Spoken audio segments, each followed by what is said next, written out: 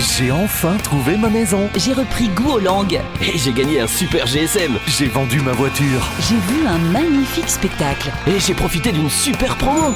Vous êtes plus de 4 millions à avoir une bonne raison de lire Passepartout chaque semaine.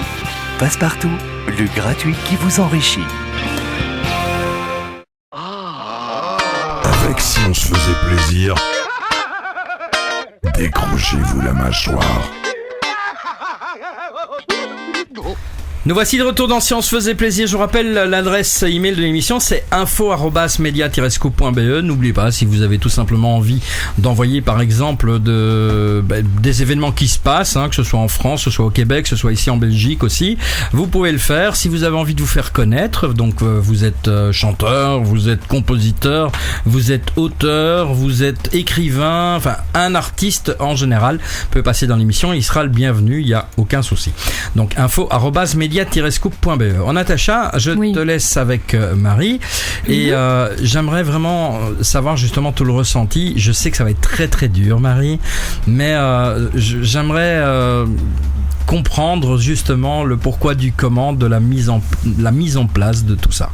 Explique-nous. Pourquoi le livre ? Pourquoi le livre, ouais. En fait, j'essaie toujours de donner une raison à ce livre, mais je crois que c'est un tort. Je pense qu'il y a plein de raisons à ce livre. Donc la première raison, c'est ce que j'ai dit tout à l'heure, c'est le besoin enfin de sortir quelque chose qui est à l'intérieur et qu'on a enfoui. C'est pas qu'on a oublié, on a enfoui, on n'en parle pas, on passe à côté, voilà.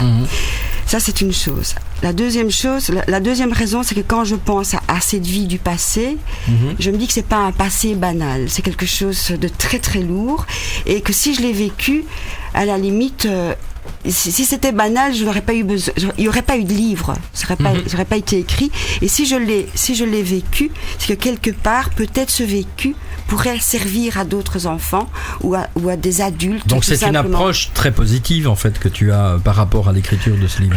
Au départ, c'était pour moi, je pense. Je pense que c'était pour moi. J'avais besoin de sortir tous mes démons. C'était un exutoire, comme on disait pour moi, tout à l'heure. Oui, mais au fur et à mesure du temps qui passe, je me dis ça peut pas être uniquement dans le but de me débarrasser de tout ça. Ça doit être utile à des éducateurs, aux gens qui s'occupent des enfants, les professeurs, les enfants eux-mêmes, les jeunes qui sont en difficulté, qui se rendent compte que malgré un tel passé, on peut s'en sortir. On peut avancer. On peut aller de l'avant. Voilà, tout à fait. on peut avancer. C'est pas utile, laisser tomber les bras. C'est utile pour les bonnes sœurs aussi, il faudrait leur envoyer. Et il faut juste dire, parce que ça j'avais oublié de le dire, l'histoire donc commence dans les années 50, Marine est née dans les années 50, je crois que ça va couvrir les années 50-60, puisque la fin du livre elle a 10 ans.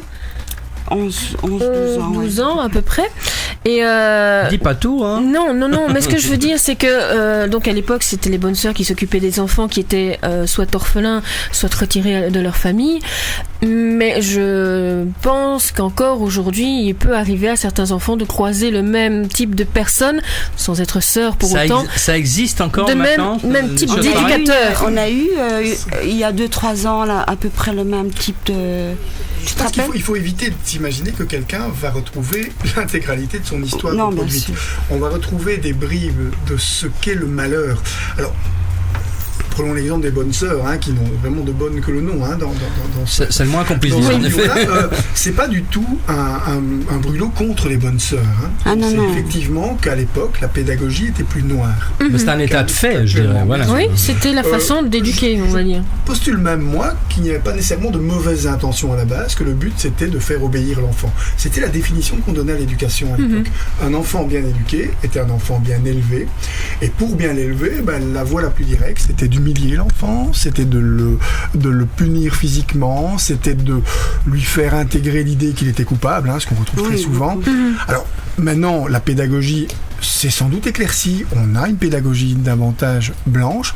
Il n'empêche que dans la pédagogie blanche, il y a encore beaucoup d'espace gris ou noir. Mais est-ce donc, qu'on oui. est-ce qu'on cherche pas maintenant non plus au niveau de la pédagogie, parfois à laisser trop de liberté et que l'enfant, je dis pas que c'est bien ce qui se passe, c'est que du contraire, oui. mais est-ce que justement un enfant a quand même besoin d'un certain encadrement, et que actuellement c'est un peu l'inverse qui se passe. C'est pas l'inverse, c'est une question d'objectifs différents. On se fixe comme objectif dans l'éducation l'épanouissement de l'enfant.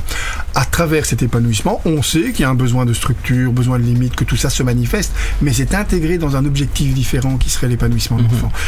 Dans ce type d'éducation que pratiquent les bonnes sœurs à l'époque, il n'y a qu'un objectif d'élever pour s'assurer de faire des parfaits petits chrétiens, c'est-à-dire des gens qui vont intégrer la culpabilité, qui vont considérer effectivement que l'obéissance est à atteindre à n'importe quel prix.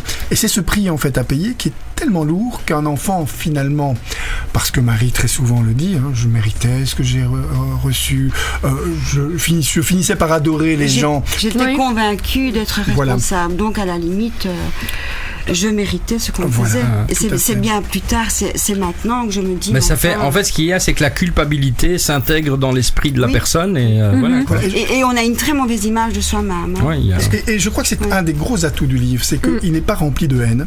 Il n'y a pas de volonté de régler des comptes avec qui que ce soit.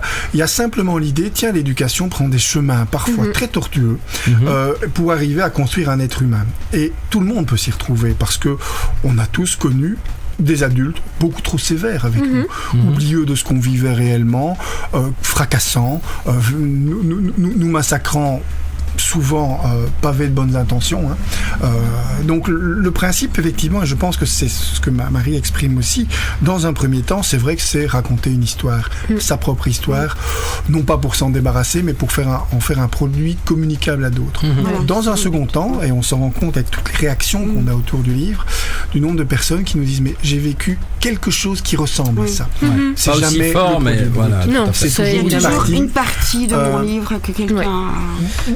Un lectorat que je rencontre évidemment plus souvent, ce sont les travailleurs sociaux, les éducateurs, les professionnels, et ceux-là ils trouvent énormément en termes de vécu subjectif, c'est-à-dire qu'on n'est plus dans le malheur, c'est quelque chose d'objectif que je peux voir de l'extérieur, ici on va vivre ça de l'intérieur. Tout à fait. Le regard d'une petite fille, j'insiste vraiment parce que moi je n'ai fait que de la réécriture, esthétiser, expliquer, mais le produit brut tel qu'il m'avait été donné par Marie est hyper précis. Ça veut dire qu'il pouvait y avoir 4 ou 5 pages de description précise des lieux. Terriblement précis. Donc on sent vraiment un enfant qui a imprimé tout. Qui a développé beaucoup plus tard. Mais ça se ressent encore quand même dans le livre, parce que de la première vue, même si moi j'ai pas eu le temps de le lire entièrement, comme Natacha l'a bu, l'a mangé, enfin je sais pas comment le dire, mais ça se ressent malgré tout encore. Et c'est une expérience dans la réécriture fascinante parce qu'on a vraiment l'impression d'avoir exploré le cerveau d'un enfant. Ce qui fait que dans l'idée, par exemple, on a un peu parlé de la fin, à 11 ans, moi j'avais l'impression, je me souviens avoir terminé le livre en ayant le sentiment de laisser une petite fille sur le quai d'une gare. Abandonner. Parce que, vous savez, raconter tout ce qui s'est produit comme maltraitance sexuelle, etc.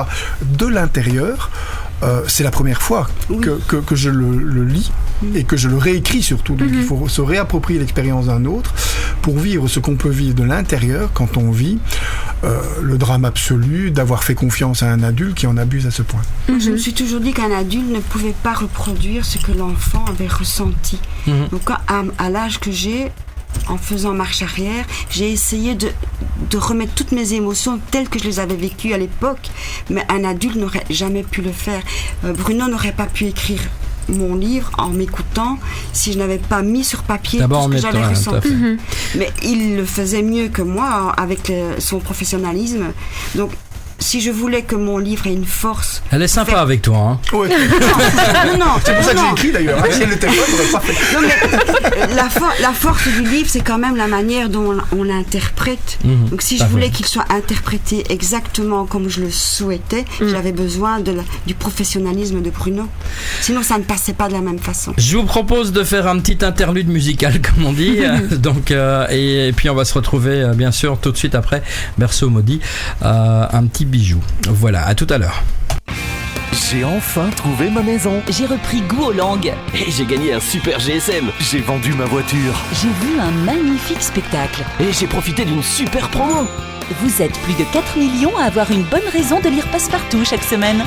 Passepartout, le gratuit qui vous enrichit.